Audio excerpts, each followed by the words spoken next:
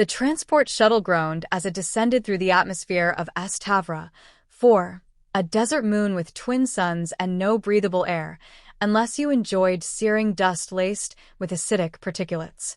The ship's stabilizers strained against the updrafts as turbulence buffeted the hull. Inside, 3 cadets sat in grim silence, strapped into their acceleration couches. Private Anders Jackson glanced out the window with mild curiosity. Endless ochre dunes stretched into infinity. It looked like Arizona if Arizona had anger issues and a vendetta against lungs. He chewed on a stick of gum he wasn't technically allowed to bring. Atmosphere registered as Category Delta hazard level, buzzed the onboard AI in a cheerful, patronizing tone. Survival time without filtration systems, 3 minutes. Probability of mission success, 62%. Optimistic today, Anders muttered. Across from him, Carnix of the Vorathan adjusted the gill sealant valves along his neck. His people, aquatic by ancestry, had evolved elaborate secondary breathing systems. Carnix's translucent skin pulsed faintly under stress, each breath visibly thickening the gel around his filtration orifices. His voice was a series of layered clicks, translated by a device clipped to his collar. "This terrain lacks cohesion," he said, scanning the readouts on his forearm tablet.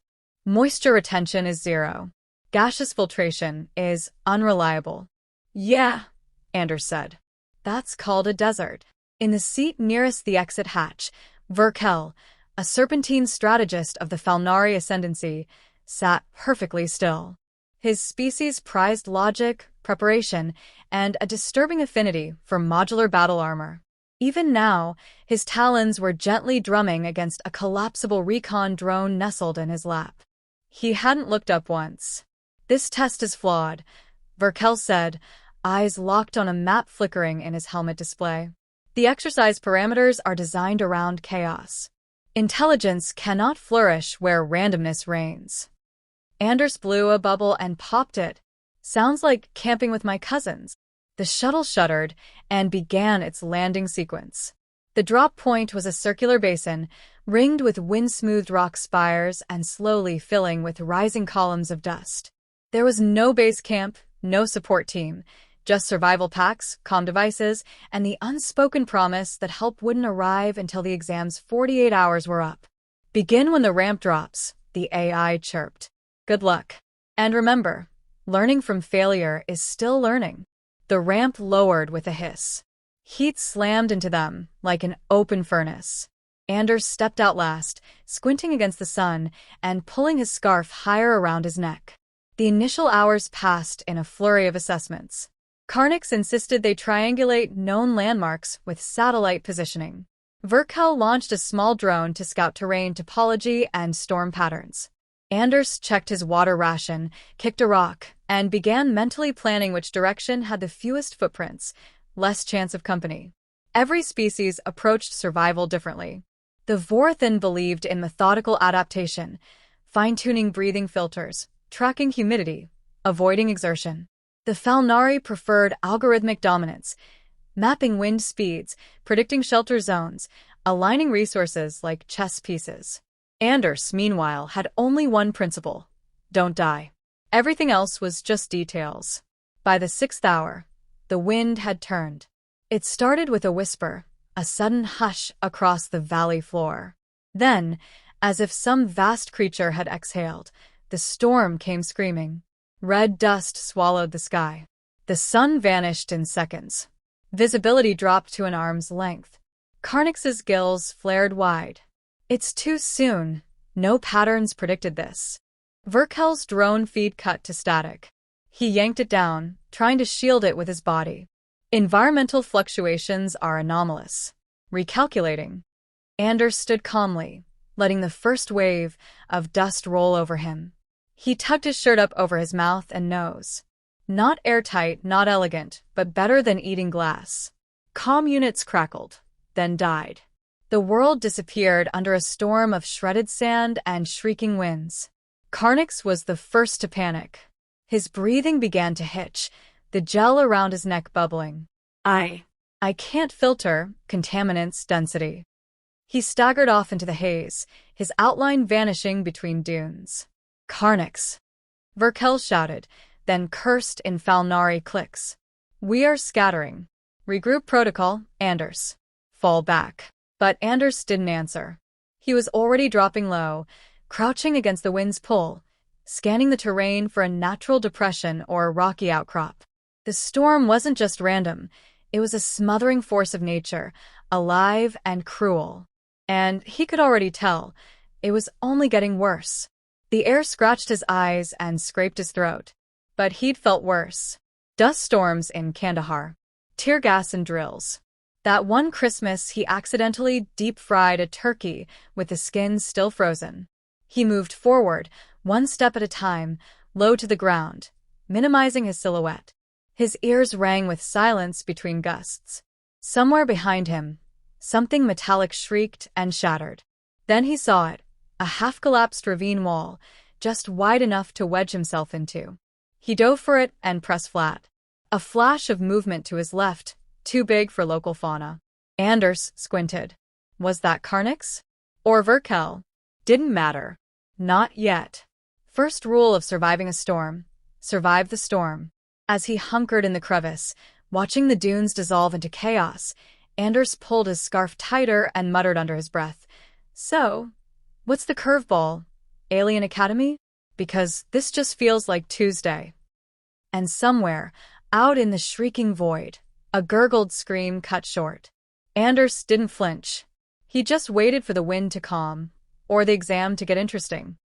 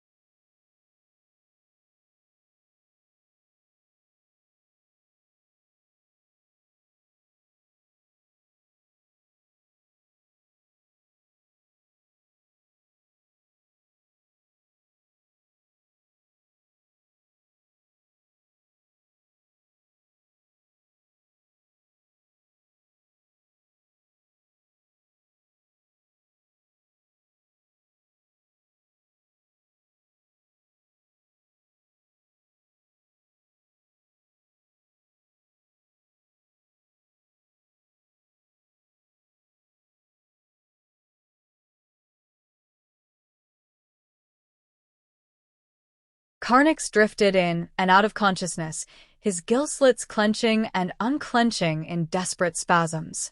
The emergency foam he'd injected to seal them was failing, too dry, too granular. His species had evolved in nutrient-rich underwater caverns. This place, this cursed moon, was the antithesis of his biology. His body was desiccating, his internal filtration failing one cell at a time. The gel layer on his skin had cracked, exposing tissue to microabrasive particles that sliced like powdered glass. Somewhere behind the blur of his vision, his communicator blinked a dull red. The storm had sanded the outer casing down to a smooth, opaque shell. He couldn't even tell if the distress signal was transmitting. Karnix clutched his pack tighter and crawled toward a cluster of rocks, dragging himself with limbs that trembled violently. No water. No breathable moisture. Only noise and pain. He curled into a shallow hollow beneath a spire and waited for death.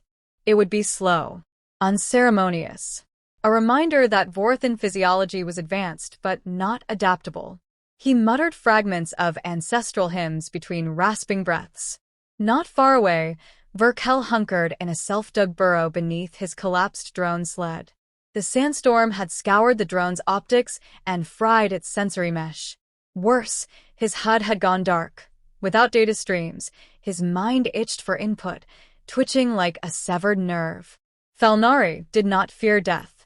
They feared unpredictability. He replayed the last 6 minutes in his mind again and again, looking for miscalculations, flaws in logic. He'd anticipated minor weather surges. He had not considered the planet's magneto-atmospheric instability, which rendered predictive algorithms useless in high-charge storm zones. A variable he'd dismissed, emotionally, based on overconfidence in tech. How human of him. Sand sifted in through the edges of his mask. He sealed it with ration wrapper adhesive and tried to breathe slow. Conserving oxygen. Conserving thought. But a question lingered in his mind like a crack he couldn't patch. Where was the human? Anders, at that moment, was elbow-deep in a crumpled ration pack, salvaging the flexible plastic to cover his face. His shirt had helped, but it wasn't airtight, and he'd already chewed through one corner of it. Now he had underwear wrapped tightly over his nose and mouth. Ridiculous, maybe, but effective. His field knife had sliced holes just small enough to breathe through without inviting the storm to sandpaper his lungs. He'd built a windbreak with his body pressed against a rock wall, back to the gale, and was now improvising eye protection by fusing 2 gel lens strips from his comm device over his face with spit and determination. He didn't look pretty, but he could see. The environment didn't feel malicious, just indifferent. The storm didn't care who had superior brain-to-body ratios or who invented interstellar propulsion first. It rewarded what worked. Anders worked. He understood that comfort was a luxury and pride a liability. He peered into the storm, squinting against the crimson swirl. A faint silhouette stumbled across the dune, too upright to be Verkel, too angular to be local fauna. Anders swore under his breath and moved. The sand clung to everything. It got in his joints, down his boots, inside his ears. But he pressed forward. Low, deliberate steps. A small dip in the terrain helped cut the wind. As he approached, he recognized the collapsed form. Karnix. The alien's limbs were splayed, his chest rising in a fluttering rhythm. Buddy, Anders said, kneeling beside him. You look like hell boiled over. Karnix tried to speak. Only a hiss emerged. Anders unsealed his pack and pulled out a torn ration sleeve, biting the end off and gently squeezing a trickle of water over Karnix's neck gills. The gel there absorbed it greedily, softening, swelling slightly. The alien's shuddering slowed. Next came the sock. It had to be clean or clean enough. Anders only had 2 pairs, and he liked this one. He wet it and tied it around Karnix's face like a crude filter, then ripped the casing off the communicator, removing the mesh inside. He'd seen a video once about jury-rigged rebreathers. He didn't remember the whole thing, but the important part was filter, seal, breathe slow. He wrapped Karnix in a ration blanket and began dragging him toward a ridge he'd scouted earlier. Every few minutes, he'd check the alien's breathing, mutter something reassuring, then trudge on. The ridge had a cave, shallow, dark, and mercifully shielded. They reached it an hour later. Inside, Anders collapsed. Dust caked his arms, his back, even the creases of his teeth. His body ached, his hands trembled, but Carnix was alive. Barely. He turned the alien onto his side, elevated his legs slightly, and collapsed again. Wind howled outside, but the cave's walls held steady. For now. Anders leaned his head back and laughed once, short, bitter, then wiped his face with a patch of shirt that hadn't been sandblasted into oblivion. Well, he murmured, next time, I get to pick the training planet. Carnix stirred slightly and mumbled something unintelligible. Anders didn't answer. He was already listening to the wind shift. There was another figure out there. Another set of footprints. One more alien lost in a world built to punish pride.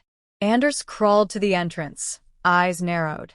Time to go find Verkel.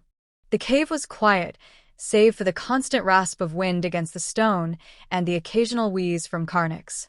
His breathing had stabilized into a shallow rhythm, still strained but no longer desperate. Anders knelt beside him, checking the sock mask and resealing it with more of the adhesive from a broken ration pack. It wasn't perfect, but it kept most of the grit out. He'd soaked another scrap of cloth and laid it across Carnix's chest to mimic the humidifier units the Vorathan relied on. It was crude. It was ugly. But it worked. Anders had been awake for 20 hours. His limbs ached, joints grinding from sand invasion, and the back of his throat burned from breathing air not meant for lungs. But he didn't stop. Not when the storm still raged. Not when one of the others was still out there. He scouted briefly at dawn, timing the lull between gusts. The sky was a pale orange bruise, and the wind had softened to a low moan. His makeshift goggles fogged with every breath, but he caught it a sign. A drag mark in the sand, erratic and partially buried. Something heavy had moved downhill recently. No wildlife on this moon big enough to do that. That left one answer. Verkel. He found him half-buried near a broken ridge, his armor scorched and sandblasted. One arm twisted unnaturally. The Felnari's breathing was shallow and rapid, his mask held together with what looked like melted drone casing. His eyes fluttered open as Anders brushed away the sand. You're inefficient, Verkel rasped. Anders snorted. Yeah? And you look like a lizard that lost a bar fight with a belt sander. I miscalculated environmental variance. No kidding. He slung Verkel's good arm over his shoulder and started the slow trek back. Every step was deliberate. He didn't think about the blisters or the chafing or the fact that every muscle in his back screamed with each movement.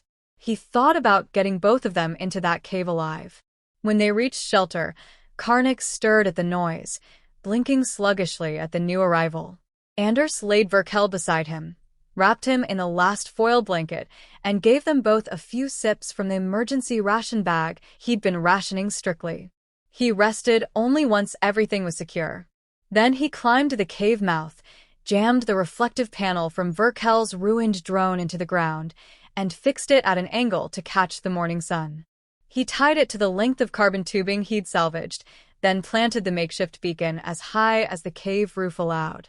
It was primitive, shiny, and so low-tech it probably insulted every instructor at the academy, but it would catch a sensor sweep if any of the recovery drones made a pass.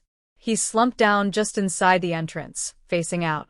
His mask was off now, the worst of the storm gone. A film of dust covered everything skin, gear, thoughts. The silence was oppressive. Behind him, Carnix murmured something in his native tongue. Anders didn't understand the words, but the tone was clear, gratitude. Confused, exhausted gratitude. Verkel groaned, shifting weakly. Your methods are unconventional. Anders didn't turn. That a compliment? Barely. But defective. Anders smiled faintly. Weird how that keeps happening. It was another 4 hours before the drone passed overhead, its searchlight cutting through the rising heat waves. It paused, sensors scanning, then circled once before descending in a cloud of dust. The recovery unit extended landing struts and hissed open, medical bots spilling out with clinical efficiency. The bots beeped and whirred, immediately assessing the two aliens. One paused at Anders, scanning his filthy clothing and makeshift gear. Survivor identified, human. No major injuries. Status, stable. Anders looked up, squinting against the light. Told you I was fine. The medbots didn't reply. They were too busy stabilizing the other two. Inside the shuttle, clean air and cool temperature felt like luxury. Karnix was in a recovery pod, rehydrating rapidly.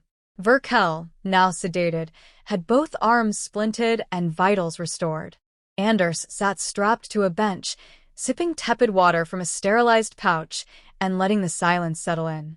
One of the Academy's overseers appeared on a hollow display above him, an insectoid being with too many eyes and too little expression. Cadet Jackson, the voice said, clipped and synthetic. Your survival technique violated multiple procedural standards. Anders raised an eyebrow. But I passed, right? There was a pause. You exceeded parameters. You also preserved the lives of two fellow cadets using unsanctioned methods. I used what worked, he replied simply. The rules didn't. Another pause. Then, human adaptability remains anomalous. Further analysis required. Debriefing to follow. The feed cut. Anders leaned back against the wall of the shuttle, arms crossed, body aching but intact. He watched the desert disappear through the window as the ship lifted off, the storm shrinking into distance, its fury already beginning to reset for the next batch of cadets. Unconventional, he muttered. I can live with that. And just like that, the Sandstorm survival exam was over. But Anders knew this wouldn't be the last time his instincts clashed with an alien system's expectations. He almost looked forward to it.